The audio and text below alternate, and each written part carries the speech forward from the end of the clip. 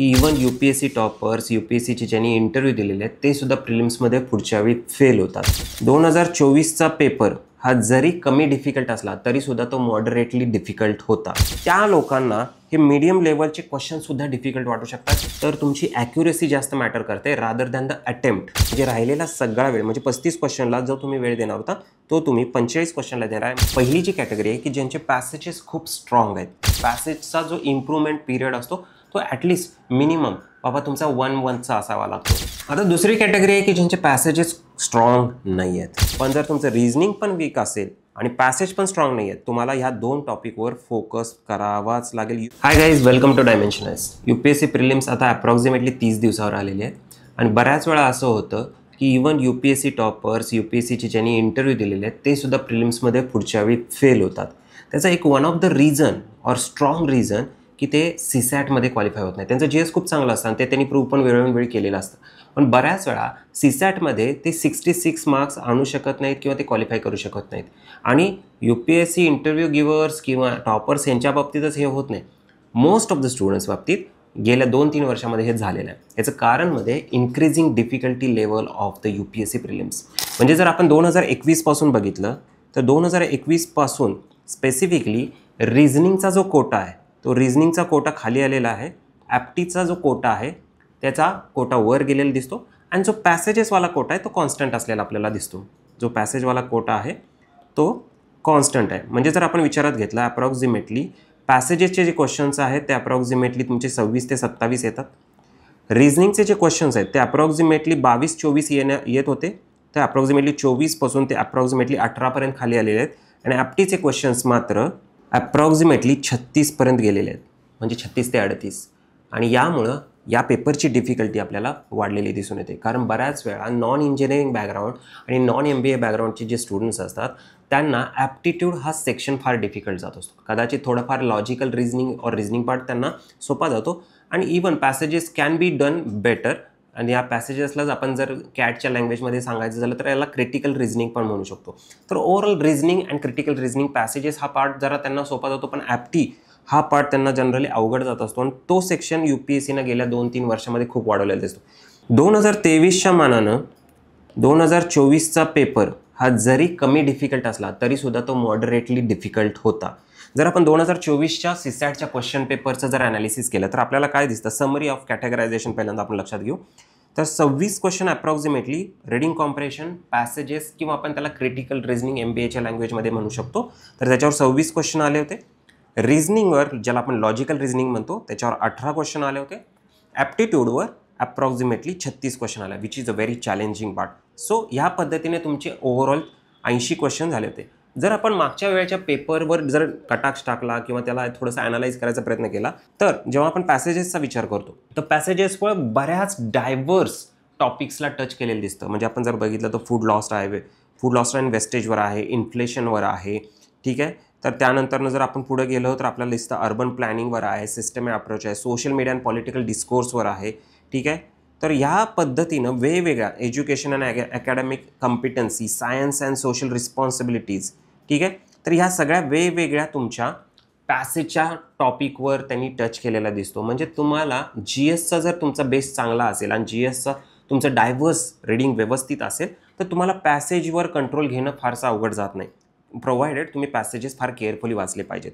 आणि त्यामध्ये पण एक टिपिकल त्यांनी पॅटर्न सेट ठेवलेला आहे की इन्फरन्स विचारतात, ॲझम्पशन्स विचारतात, सेंट्रल आयडिया, ऑथरला काय म्हणायचं, एक ठराविक टाईपमध्ये किंवा ठराविक कॅटेगरीजमध्येच ते क्वेश्चन्स विचारताना आपल्याला दिसून येतो। आणि मोस्ट ऑफ द पॅसेजची जी डिफिकल्टी लेवल आहे ती आपल्याला मीडियम दिसून येते। जर आपण ॲप्टीचा सेक्शन बघितला तर सरप्राइझिंगली 2023मध्ये ज्याच्यावर 11 क्वेश्चन होते परम्युटेशन अँड कॉम्बिनेशनवर अँड स्पेसिफिकली जर आपण विचारलं प्रोबॅबिलिटीवर, तर त्याचे ह्यावेळी 2024मध्ये एकही क्वेश्चन नाही आहे।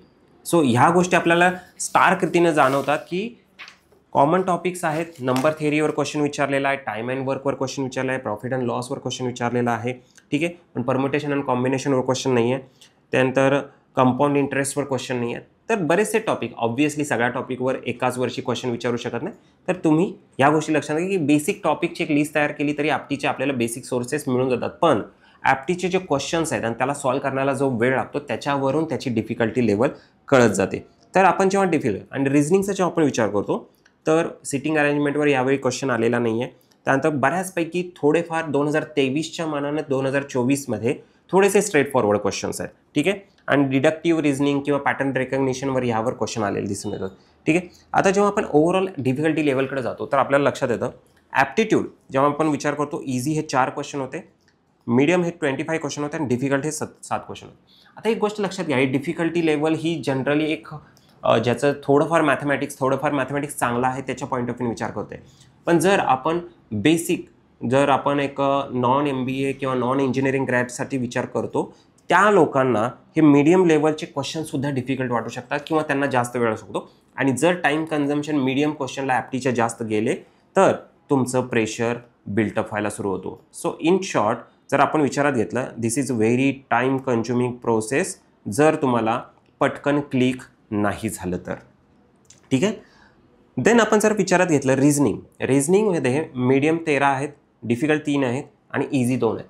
जर रिझनिंगची तुमची जर व्यवस्थित प्रॅक्टिस असेल आणि थोडंफार लॉजिकल थिंकिंग तुमचं जर इंटॅक्ट असेल तर तुम्हाला लक्षात येईल की रिझनिंगमध्ये हे मीडियम हे फार अवघड जात नाही. Even normal non MBA background आणि नॉन इंजिनिअरिंग बॅकग्राऊंडला पण जर तुम्ही व्यवस्थित प्रॅक्टिस केली असेल तर हे तुम्हाला मीडियम आणि हे डिफिकल्टच जाणार आहेत. तर तुम्हाला इथं जवळपास 13 ते 14 क्वेश्चन्स असे मिळणार आहेत की जे तुम्ही व्यवस्थित अटेम्प्ट करू शकता. जेव्हा आपण पॅसेजेसकडे जातो ज्याला क्रिटिकल रिझनिंग पण म्हणतो आपण तर त्याच्यामध्ये मीडियम क्वेश्चन जे आहेत 25 आहेत. फारसे डिफिकल्ट क्वेश्चन त्यांनी विचारलेले दिसत नाहीत आपल्याला आणि एक इझी क्वेश्चन आहे स्ट्रेट फॉरवर्ड म्हणजे एकदम स्ट्रेट फॉरवर्ड जे पॅसेजमध्ये सापडतं अशा पद्धतीचं. सो असे 26 क्वेश्चन त्यांनी विचारलेले. हे मीडियम पण जर तुम्ही careful reading of the passages जर केला असेल तर तुम्हाला इझिली सॉल्व्ह होणार आहेत. ठीक आहे.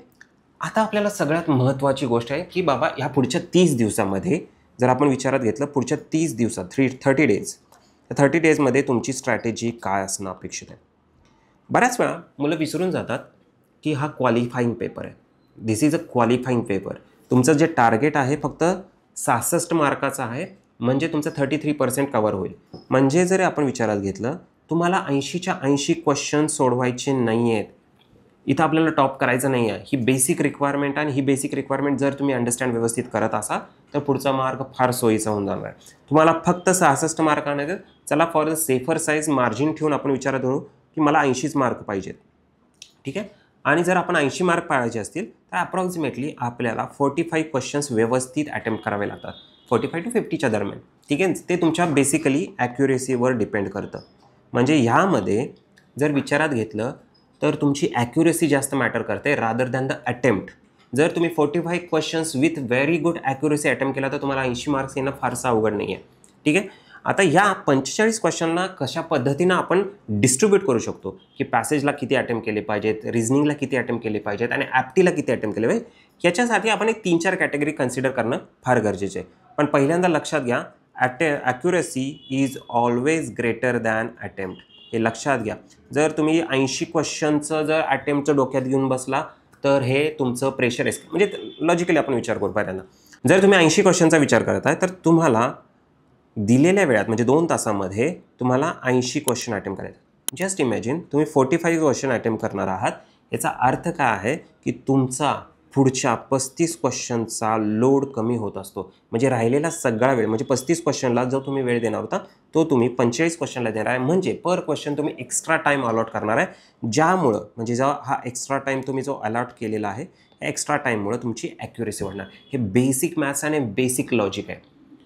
म्हणजे याचा अर्थ काय असतो की पहिल्यांदा तुम्ही जो पहिल्या 2, 3, 4 मिनिटामध्ये पेपर चालणार आहे तुमचे कम्फर्टवाले टॉपिक्स मार्क करून ठेवा.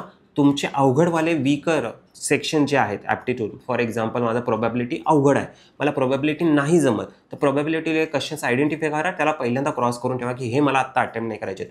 जर कमी पडला तर बघू. पण जर 45 क्वेश्चन त्यांना वगळून अटेम्प्ट होत असतील तर काय प्रॉब्लेम आहे. सो बेसिकली तुम्हाला हा जो एक्स्ट्रा टाईम मिळणार आहे हा एक्स्ट्रा टाईम तुम्हाला ॲक्युरेसीकडे घेऊन जाणार आहे and which is most important in the CSAT. त्यामुळे तुमचं प्रेशर फार कमी होणार आहे. हे लक्षात घ्या. प्रेशर जो आपण पार्ट म्हणतो आणि which is very very important from the perspective of the examination. आता बेसिकली आपण विद्यार्थ्यांना कॅन्डिडेट्सना 4 प्रकारच्या कॅटेगरीजमध्ये मेजरली टाकू शकतो. पहिली जी कॅटेगरी आहे की ज्यांचे पॅसेजेस खूप स्ट्रॉंग आहेत. लक्षात घ्या पॅसेजेस खूप स्ट्रॉंग आहेत म्हणजे तुमचा 26 to 27 क्वेश्चनचा जो चंक आहे तो खूप स्ट्रॉंग आहे. ठीक आहे. म्हणजे तुमच्या पॅसेजेसमधली ॲक्युरेसी खूप चांगली आहे. ह्याच्या व्यतिरिक्त आता तुम्हाला 45 अटेम्प्ट करण्यासाठी तुम्हाला आता रिझनिंग किंवा ॲप्टी या दोनपैकी एका सेक्शनला हात घालावा लागणार आहे. लक्षात घ्या, जर तुम्ही over Reliance of the passages ठेवला तर तुम्ही रिझनिंग म्हणजे सपोज फॉर एक्झाम्पल तुमचं पॅसेजची अॅक्युरेसी 90% आहे, तर तुम्ही रिझनिंग फक्त करून सुद्धा पुढे जाऊ शकता. फॉर एक्झाम्पल आता रिझनिंगचा जर विचारात घेतला तर 18 क्वेश्चन आले होते मागच्या वेळी आणि मागचे 26. सो अप्रॉक्सिमेटली तुमचे 44 क्वेश्चन्स इथं टार्गेट होतात. पण याची गॅरंटी नाही आहे की 44 तुमची ॲक्युरेसी असेल, सगळेचे सगळे बरोबर येतील किंवा सगळेचे सगळे पॅसेज बरोबर येतील किंवा रिझनिंगचे सगळेचे सगळे क्वेश्चन्स तुम्हाला सुटतील. म्हणजे ओव्हर रिलायन्स जो असतो on the passage, over Reliance that could be bad for such kind of candidates. म्हणजे तुम्ही फक्त पॅसेजेसवर डिपेंड आहे, मी काढतो सीसॅट असं नाही होऊ शकणार.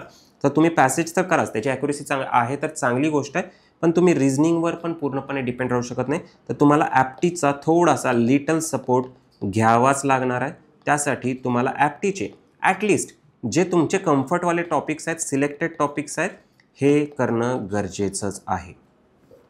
आता याच्यामध्ये ही गोष्ट लक्षात घ्या, शेवटचे 30 दिवस आहेत. आता हे सगळ्या कॅन्डिडेटसाठी मी सांगतो की शेवटचे जे 30 दिवस आहेत यामध्ये जर आपण इक्वल टाईम द्यायचा विचारात घेतला की 10 दिवस, तर 10 दिवस पॅसेजला, 10 दिवस ॲप्टीला आणि 10 दिवस रिझनिंगला जर विचारात घेतला, तसं म्हणजे द्यायचं नसतं. तसं डिफरन्शियल टाईम मॅनेजमेंट नावाची एक कन्सेप्ट असते. पण आत्ता तात्पुरता आपण कॅल्क्युलेशन पॉईंट ऑफ विचार करू.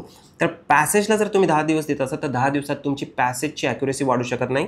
म्हणजे तुमची जी आहे, म्हणजे फॉर एक्झाम्पल 80% तुमची पॅसेजची ॲक्युरेसी ती अचानक 80 to 90 नाही किंवा 90 to 100 नाही होणार आहे. तुमची 80% ॲक्युरेसी तर 80%च राहील अप्रॉक्सिमेटली. तुमची 70% आहे किंवा 40% आहे तर 40%च राहील, 70%च राहील. याच्यामध्ये फारसा ड्रास्टिकली चेंज होणार नाही, कारण पॅसेजचा जो इम्प्रूव्हमेंट पिरियड असतो तो ॲटलिस्ट मिनिमम बाबा तुमचा 1 असावा लागतो. 10 दिवसात तुमचे पॅसेजची ॲक्युरेसी वाढण्याला खूप चान्स राहत नाही. म्हणजे काय की तुम्हाला पॅसेज हे ॲक्युरेसी वाढवू शकत नाही आहे, तर तुमची ॲक्युरेसी एकतर रिझनिंगमध्ये वाढू शकते किंवा ॲप्टी. जरी रिझनिंग आणि पॅसेजची तुमची ॲक्युरेसी वाढवली तरीसुद्धा तुमचे 44च क्वेश्चन होतात आणि आपलं टार्गेट आहे 45 to 50च्या क्वेश्चनच्या दरम्यान. ठीक आहे, तरीसुद्धा तुम्हाला निदान 5 ते 6 क्वेश्चन ॲप्टीमधून उचलावंच लागणार आहे. So for the rest of the 30 days you need to practice, you need to select some topics from aptitude की जे तुम्हाला व्यवस्थित प्रॅक्टिस करायचं आहे, प्रोव्हाइडेड तुमचं रिझनिंग पण तेवढंच स्ट्रॉंग आहे.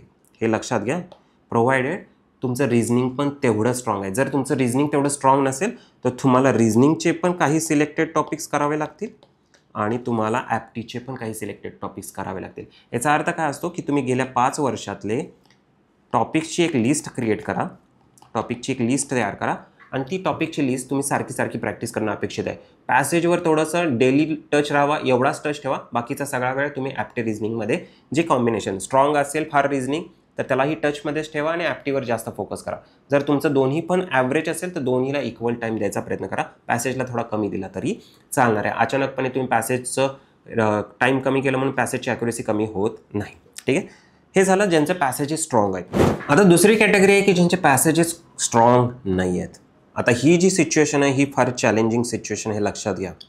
ज्यांचे पॅसेजेस स्ट्रॉंग नाही आहेत म्हणजे पॅसेजची ॲक्युरेसी नाही आहे, म्हणजे आता जर पॅसेजची ॲक्युरेसी नाही आहे म्हणजे निम्मे तरी चुकत आहेत, 50%च ॲक्युरेसी आहे. यांच्यासाठी ही सिच्युएशन फार चॅलेंजिंग आहे, कारण तुमचे पॅसेजेस स्ट्रॉंग नाही आहेत तर तुम्हाला रिझनिंग आणि ॲप्टीवर फोकस करावाच लागेल. जरी रिझनिंगवर फोकस करायचं म्हटलं तर तिथून फक्त 18 क्वेश्चन येणार आहेत, तर राहिलेले सगळे क्वेश्चन जर आपले पॅसेज तुमचे वीक आहेत, जस्ट इमॅजिन करा की तुमचे निम्मेच बरोबर येतात, तर बाबा 26 पैकी तुमचे 13च आहेत आणि 18 आणि 13 जरी म्हटले तरी तुमचे अप्रॉक्सिमेटली 30-31च क्वेश्चन होतात. सो अगेन तुमचे 12-13 क्वेश्चन किंवा 15 क्वेश्चन कुठून येणार आहेत, अप्रॉक्सिमेटली 15 to 20 क्वेश्चन आपण धरू. 15 to 20 क्वेश्चन ॲप्टिट्यूड, म्हणजे तुम्हाला याची प्रॅक्टिस करावीच लागणार आहे. याचा अर्थ काय की यामध्ये तुमचं रिझनिंग, माझं बेसिक ॲझम्पशन हे आहे की तुमचं रिझनिंग खूप स्ट्रॉंग आहे, तर तुम्हाला फक्त प्रॅक्टिस कशाची लागणार आहे, ॲप्टीची. म्हणजे 15 क्वेश्चन तुमचे. पण जर तुमचं रिझनिंग पण वीक असेल आणि पॅसेज पण स्ट्रॉंग नाही आहेत तर तुम्हाला ह्या 2 टॉपिकवर फोकस करावाच लागेल. You don't have any other option. ज्याचं लॉजिक मी ऑलरेडी सांगितलं आहे की अप्रॉक्सिमेटली 10 ते 12 दिवसात किंवा 15 दिवसात सुद्धा पॅसेजेसची इम्प्रूव्हमेंट होत नाही. पॅसेजेसवर क्वेश्चन कसे आहेत लक्षात घ्या. पॅसेजेसचे क्वेश्चन कसे आहेत, इन्फरन्स बेस्ड आहेत, ॲझम्पशन बेस्ड आहेत. मुळात बऱ्याच लोकांना इन्फरन्स आणि ॲझम्पशनमधला फरकच कळत नाही. म्हणजे जनरली फॉर एक्झाम्पल जे पॅसेज लिहायच्या अगोदर विचारात घेतलं जातं ते ॲझम्पशन, त्याच्या बेसिसवर पॅसेज लिहिला जातो आणि पॅसेज लिहिल्यानंतर जे आपण डिडक्शन करतो त्याला इन्फरन्स म्हणतो. हे जे बेसिक बऱ्याच वेळा लक्षात येत नाही, कुठलं ॲझम्पशन आहे कुठलं इन्फरन्स आहे, ते फार मायन्यूट लेवलची थिन लाईन असते. तर ह्या गोष्टी लक्षात येत नाही. त्यामुळे जर पॅसेज इम्प्रूव्ह करायचं म्हणजे तुमचं रीडिंग बिटवीन द लाईन्स खूप इम्प्रूव्ह करावं लागतं आणि रीडिंग बिटवीन द लाईन्स तुमचं एका महिन्यात इम्प्रूव्ह होत नाही. त्यामुळे पॅसेज इम्प्रूव्हमेंटचे तुमचे चान्सेस खूप कमी आहेत. तर तुम्हाला दोनच गोष्टी करू शकतात की तुम्हाला रिझनिंग आणि ॲप्टी अगेन तुम्हाला इथं काय करायचं आहे 5 वर्षाची सरळ दोन्हीची टॉपिकची लिस्ट काढा आणि जेवढे पॉसिबल आहेत जेवढे टाईप्स पॉसिबल आहेत त्या सगळ्याची प्रॅक्टिस करा. You need to give more and more time to the passages. जेवढा जास्त वेळ तुम्हाला पॅसेजेसला देता येईल तेवढा तुम्ही पॅसेजेसला दिला पाहिजे. ठीक आहे. आता तिसरी जी कॅटेगरी आहे ज्याच्यामध्ये आपण विचार करतो की ह्या स्टुडंट्सची ॲप्टिट्यूड खूप स्ट्रॉंग असतं. ठीक आहे, ॲप्टिट्यूड खूप स्ट्रॉंग आहे आणि ही जी कॅटेगरी आहे ही सगळ्यात जास्त ॲडव्हान्टेजियस पोझिशनमध्ये असते. ठीक आहे, ॲडव्हान्टेजियस पोझिशन का? कारण यांच्यामध्ये जर आपण विचार करतो की यांचं जर ॲप्टी चांगलं आहे तर ते अप्रॉक्सिमेटली 36 ते 38 क्वेश्चन त्यांचे प्रिपेअर्ड आहेत. ठीक आहे, ऑब्व्हियसली त्याची ॲक्युरेसी मॅटर्स करणारच आहे, पण तरीसुद्धा जर आपण ॲप्टी स्ट्रॉंग आहे जरी म्हटलं तरीसुद्धा तुम्हाला रिझनिंग अँड पॅसेजेसचं हेल्प लागणारच आहे, हे लक्षात घ्या. आता जर तुमचं पॅसेजेस खूप स्ट्रॉंग असतील म्हणजे ॲप्टिट्यूड बरोबर तुमचे पॅसेजेस पण स्ट्रॉंग आहेत तर गो विथ द पॅसेजेस. कारण 36 + 26 असा मोठा चंक क्रिएट होतो आणि त्यातली थोडीशी तुमची ॲक्युरेसी कमी झाली असेल तर 80% असेल 70% असेल तरीसुद्धा तुम्ही ते क्लिअर होण्याचे चान्सेस असतात. पण जर तुमचे पॅसेजेस पण वीक असतील, ठीक आहे, जर तुमचे पॅसेजेस जर वीक असतील तर मात्र तुम्हाला रिझनिंगवरच फोकस करावा लागेल. याचं कारण मी ऑलरेडी दिलं की ह्या 10-15 दिवसामध्ये तुमचे पॅसेजेस जास्त इम्प्रूव्ह होणार नाहीत. त्यामुळे पॅसेजेस वीक असतील, ॲप्टिट्यूड खूप स्ट्रॉंग असेल तर तुम्हाला कॉम्बिनेशनमध्ये रिझनिंगच घ्यावा लागेल. ॲटलिस्ट त्याचे सिलेक्टेड टॉपिक्स तरी घ्यावे लागतील. तर कुठं तर म्हणजे 36 प्लस तुमचे रिझनिंगचे 18 असे कुठे ते तुमचे 50च्या आसपास अटेम्प्ट जाईल आणि त्यातले थोडेफार जरी चुकले तरीसुद्धा तुमचा 80चा कट ऑफ. कारण हे प्रत्येक क्वेश्चन जो आहे तो 2.5 मार्काचा आहे, लक्षात घ्या. प्रत्येक क्वेश्चन हा 2.5 मार्काचा आहे, हे लक्षात घ्या. तर ह्या सगळ्या गोष्टींचा जेव्हा विचार करतो this category is a very beneficial category. पण ह्यांना सुद्धा इग्नोर करणं अपेक्षित नाही आहे पॅसेजेस किंवा रिझनिंग. ॲटलिस्ट दोन्हीपैकी एक तरी म्हणजे पॅसेजेस किंवा रिझनिंग दोन्हीपैकी एक तरी कॅटेगरी त्यांची मिनिमम ॲव्हरेज बेसवर असणं अपेक्षित आहे. तुम्ही दोन्ही वीक कॅटेगरीज जर टाकत असाल तर हीच कॅटेगरी मोस्ट डिसॲडव्हान्टेजेस पोझिशनमध्ये पण जाऊ शकते. कारण ॲप्टिट्यूडमध्ये जरी आपण स्कोअर करत असाल आणि तुम्हाला रिझनिंग आणि पॅसेजमध्ये जमत नसेल तरीसुद्धा तुमचा कट ऑफ क्लिअर होण्याची पॉसिबिलिटी नाही आहे. अँड द लास्ट कॅटेगरी की ज्यांचे ॲप्टीच वीक आहे, धिस इज मोस्ट डिसॲडव्हान्टेजियस. जर आपण विचारात घेतलं this is the most disadvantageous category. कारण ॲप्टीचे सगळ्यात जास्त अप्रॉक्सिमेटली 50% ऑफ द क्वेश्चन ॲप्टीमधनंच येत आहेत. अप्रॉक्सिमेटली 50 म्हणजे 36च्या 80पैकी 36 क्वेश्चन म्हणजे अप्रॉक्सिमेटली 50% तर ह्यामध्ये जर तुम्ही वीक असाल तर पॅसेजेस आणि रिझनिंगमधून तुम्ही किती कव्हर करणार आहे? Obviously you have to try, पण पॅसेजेस तुमचे इथं खूप स्ट्रॉंग असणं अपेक्षित आहे. हे जर स्ट्रॉंग नसतील तर मात्र अवघड आहे. पण हे जर स्ट्रॉंग असेल तर रिझनिंग इम्प्रूव्ह करणं पॉसिबल आहे. हे जर स्ट्रॉंग असेल तर रिझनिंग इम्प्रूव्ह करणं पॉसिबल आहे. म्हणजे काय की पॅसेजेसचे तुमचे 26 आणि रिझनिंगचे तुमचे 18 असे अप्रॉक्सिमेटली तुमचे 45च्या आसपास क्वेश्चन जाऊ शकतात. प्लस एवढं भाग करून सुद्धा कारण तुमची ॲक्युरेसी तर 100% नाही आहे त्यामुळे तुम्हाला तरीसुद्धा ॲप्टिट्यूडमधला सिलेक्टेड इझी टॉपिक्स निवडावेच लागतील. याचा अर्थ तुम्ही ॲप्टिट्यूड जरी तुमचं वीक असेल स्ट्रॉंग नसेल तरी इझी टॉपिक्सला तुम्हाला प्रॅक्टिस करावंच लागेल. जरी तुमचं पॅसेजेस स्ट्रॉंग असेल आणि रिझनिंग जरी स्ट्रॉंग असेल तरीसुद्धा, कारण दोन्ही मिळून तेवढा चंक क्रिएट होत नाही. किती नाही म्हटलं तरी आपली 100% ॲक्युरेसी असू शकत नाही. त्यामुळे सिलेक्टेड जे इझी टॉपिक्स आहेत ॲप्टीचे ते तुम्हाला प्रॅक्टिस करावेच लागतील. ठीक आहे. सो बेसिकली हे 30 दिवसामध्ये तुम्ही एक लक्षात घेणं गरजेचे आहे. पहिली गोष्ट म्हणजे जर आपण क्रक्स विचारात घेतलं, पॅसेजेस जास्त इम्प्रूव्ह होऊ शकत नाहीत. ॲप्टी अँड रिझनिंग दोन्हीही 30 दिवसामध्ये इम्प्रूव्ह होऊ शकतात. त्यामुळं तुमचं पॉसिबल असेल तर ह्या गोष्टींवर फोकस करणं अपेक्षित आहे. जर तुमचे पॅसेजेस स्ट्रॉंग असतील तर ॲप्टी अँड रिझनिंग तुम्ही आणखी स्ट्रॉंग करू शकता आणि सिक्युअर करू शकता. पण पॅसेजेस वीक असतील तर तुम्हाला ॲप्टी रिझनिंगवरच खेळायला लागेल. पण जर तुमचं ॲप्टीच वीक असेल तर तुम्ही चॅलेंजिंग पोझिशनमध्ये असणार आहात. या सगळ्या गोष्टीचा विचार करा. उरलेले 30 दिवस तुम्ही व्यवस्थित प्लॅन करा आणि इथं तुम्ही डिफरन्शियल टाईम मॅनेजमेंट करणं अपेक्षित आहे. म्हणजे काय की तिन्ही जे कॅटेगरी आहेत पॅसेजेस किंवा रिझनिंग किंवा ॲप्टिट्यूड ह्या सगळ्यांना इक्वल वेळ देणं अपेक्षित नाही आहे. 10-10-10 तर तुम्ही इथं डिफरन्शियल टाईम म्हणजे पॅसेजेसला थोडासा स्ट्रॉंग असेल तर कमी वेळ देऊ शकता, वीक असेल तर जास्त वेळ देऊ शकता. ॲप्टी हा महत्त्वाचा आहे तर त्याला जास्त वेळ देणं अपेक्षित आहे. रिझनिंग ॲप्टीपेक्षा थोडा कमी आहे तर त्याला कमी वेळ. सो वेगवेगळ्या टाईमलाईन सेट करा 30 दिवसाची आणि त्या हिशोबानं तुम्ही कुठल्या कॅटेगरीत येतात आणि त्यानुसार तुम्ही कुठल्या एरियाजवर फोकस करायला पाहिजे या गोष्टीनुसार प्रॅक्टिस करायला सुरुवात आहे. So all the best. Thank you very much.